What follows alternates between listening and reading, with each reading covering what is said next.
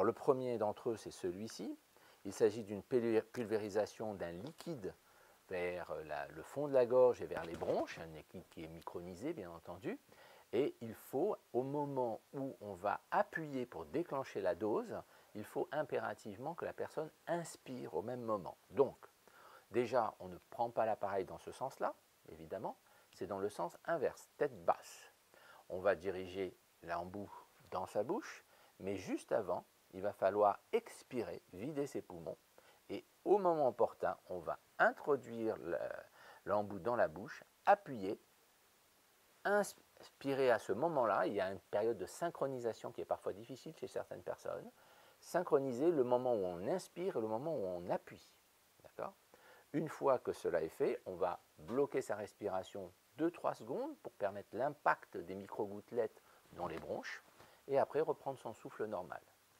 Et dans tous les cas, celui-ci ou dans les autres, il va falloir rincer la bouche puisque le produit n'est pas destiné à la bouche, il est destiné aux bronches. Ce qui est différent d'un collutoire, qui est un spray pour le mal de gorge, qui lui, on ne rince pas, c'est simplement une pulvérisation pour la gorge. Mais quand il s'agit des aérosols, il faut rincer la bouche.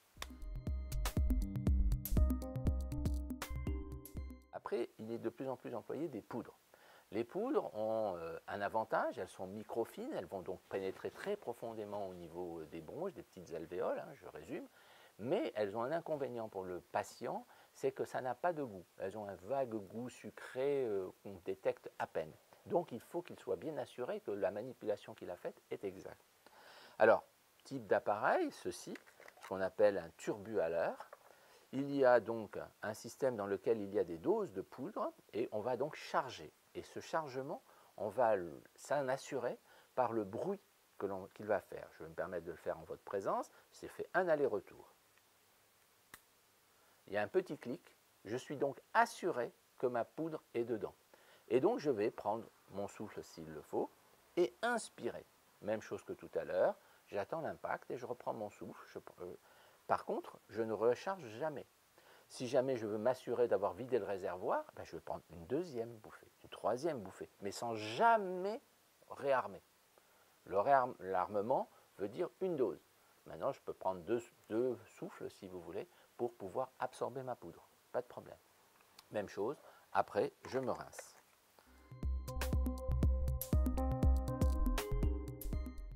Autre système qui est très similaire à celui-là, c'est ce qu'on appelle les discus.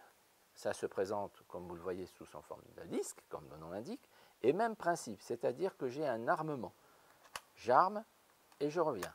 Là, je suis sûr que ma dose de poudre est dans l'appareil. Il n'y a pas de problème. Même chose que pour le turbuhaleur.